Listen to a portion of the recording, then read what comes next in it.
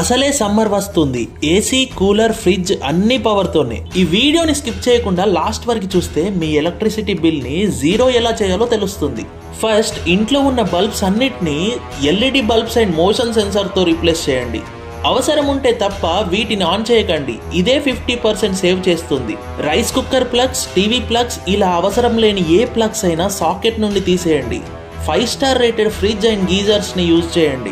Geyser ని ఎక్కువసేపు on లో ఉంచకండి, దీనివల్ల ఎక్కువ బిల్ వచ్చే ఛాన్స్ ఉంది. నైట్ టైం వెదర్ కూల్ అవుతుంది కాబట్టి ఏసీని లో టెంపరేచర్ లో వాడకుండా సెట్టింగ్ చేసుకోండి లేదా ఫ్యాన్ యూజ్ చేసుకోండి. సోలార్ పవర్ ప్యానెల్స్ పెట్టుకోవడం వల్ల చాలా వరకు ఎలక్ట్రిసిటీ యూసేజ్ తగ్గుతుంది. ఈవినింగ్ 6 to 10 ఎలక్ట్రిసిటీ యూసేజ్ కి పీక్ అవర్స్. ఈ టైంలో హెవీ అప్లయన్సెస్ వాడడం తగ్గించండి. దీనివల్ల ఎలక్ట్రిసిటీ బిల్ తగ్గడంతో పాటు మీరు తెలంగాణ వాళ్ళైతే 200 యూనిట్స్ బిలో మీరు యూజ్ చేస్తే ఇక మీ బిల్ జీరోనే కదా. ఇలాంటి మోర్ ఇన్ఫర్మేటివ్ వీడియోస్ కోసం మన వైరల్ బాబాయ్కి సబ్స్క్రైబ్ చేసుకోండి.